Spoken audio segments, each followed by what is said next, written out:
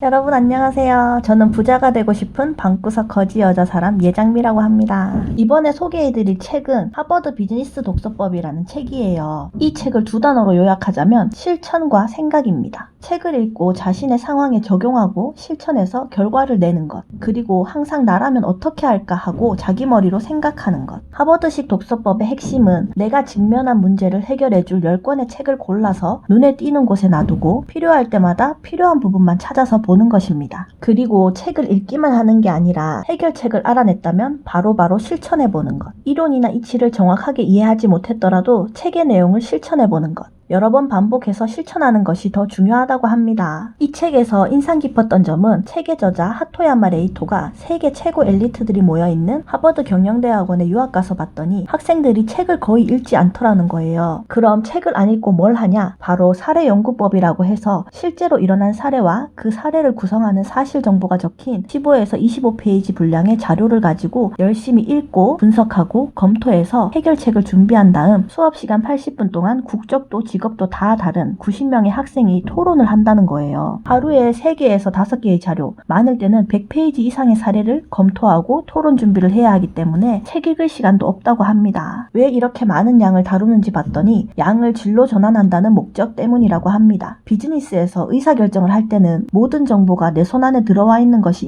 인상적이잖아요. 그런데 실제 현장에서는 정보나 시간이 제한된 가운데 최선의 의사결정을 해야 되기 때문에 이런 수업 방식으로 미리미리 훈련을 하는 거죠. 이렇게 하다 보면 사례 해석 능력도 올라간다고 하네요. 우리도 이 하버드 수업 방식을 적용해서 실제로 일어난 사례와 사실 정보가 적힌 자료를 구한 다음 분석하고 검토하고 해결책을 준비하는 과정을 직접 연습해보면 어떨까요? 더 나아가 여러 사람과 토론까지 할 수 있다면 더 좋겠죠? 이 사례 연구법을 책 읽는 방법에도 적용해보세요. 항상 나라면 어떻게 할까를 생각하면서 책을 읽고 분석하고 검토해서 해결책을 내면 읽는 것에 그치지 않고 실천까지 할 수 있겠죠? 그 다음 또 인상 깊게 본 내용은 일본과 미국의 교육 방식이었는데요. 어릴 때 다들 독서 감상문 써보셨죠? 일본의 독서 감상문은 요약과 감상으로 구성된다고 합니다. 예를 들면 이 책의 줄거리는 이렇다. 이 부분에 대해서 나는 이렇게 생각한다. 이런 식인 거죠. 저도 어릴 때 이런 식으로 썼었거든요. 그런데 미국의 독서 감상문은 요약과 감상이 아니라 책의 내용을 토대로 나는 어떻게 행동하기로 했는가에 대해 쓴다고 합니다. 미국인은 이렇게 어릴 때부터 나라면 어떻게 할까 하고 자기 머리로 생각하는 힘이 길러져 있대요. 일본이나 우리나라는 보통 답이 정해져 있는 문제는 잘 풀지만 써야 할 논문의 주제가 당신은 장래에 무엇이 되고 싶은가 처럼 추상적인 문제에는 답하기 힘들어 하잖아요. 근데 미국에는 얼마든지 답할 수 있다고 합니다. 또 정답이 무엇이냐에 구애받지 않고 자기의 의견을 당당하게 내놓으면 듣는 사람도 이런저런 비판을 하지 않고 하나의 견해로 존중해준다고 해요. 이렇게 모두가 정해진 답을 따라가지 않고 자신의 머리로 생각한 다양한 의견을 편하게 내놓고 토론하는 분위기 속에서 혁신이 탄생한다고 합니다. 일본과 미국 학생들의 독서 감상문에 이런 차이가 있었던 것처럼 비즈니스맨들도 이런 차이를 보인다고 해요. 일본 비즈니스맨들은 읽은 내용을 잊어버리지 않게 책 내용을 요약한 뒤 인상에 남는 문장 또는 중요하다고 생각하는 문장을 적어 독서 노트를 작성하는 반면에 미국 비즈니스맨들은 요약 정리를 하거나 중요한 문장을 골라내는 일도 없다고 합니다. 무엇이 적혀 있었는가는 중시하지 않는데요. 그 대신 다음 단계에 대해 쓴다고 해요. 책을 읽은 다음 이 책에 쓰여 있는 이론은 지금 내 상황에 적용하면 어떻게 될까를 생각해보고 자신이 떠올린 다음 단계와 자기 나름의 결론을 적어둔다고 합니다. 이 책에서 저자는 말합니다. 요약하는 것이 나쁘다는 것이 아니라 요약으로 끝내지 말고 다음 단계까지 나아가는 게 중요하다고요. 이 외에도 하버드식 비즈니스 독서 방법을 설명해줍니다.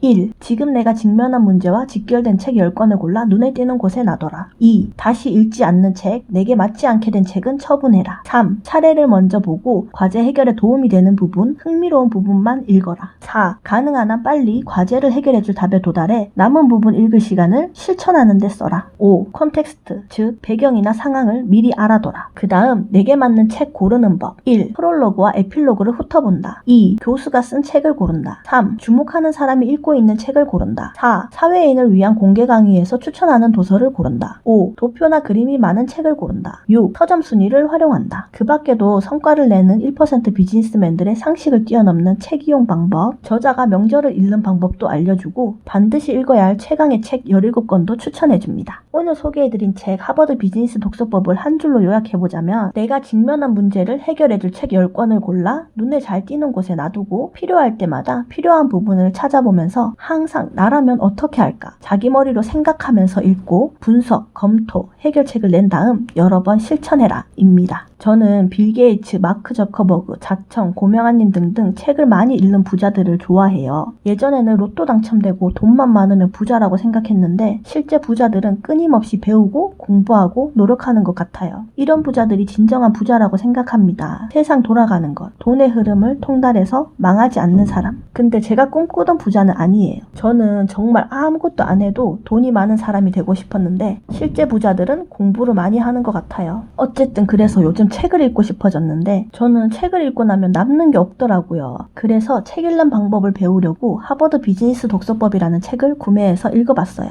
이 책은 저자의 경험담을 사례로 들어 이해하기 쉽게 내용이 정리되어 있으니까 저처럼 부자 되고 싶은 사람, 책 읽는 방법이 궁금한 사람에게 하버드 비즈니스 독서법 책 추천드려요. 모두들 영상 끝까지 봐주셔서 감사합니다. 좋아요, 댓글, 구독, 알림 설정은 영상 제작에 큰 힘이 됩니다.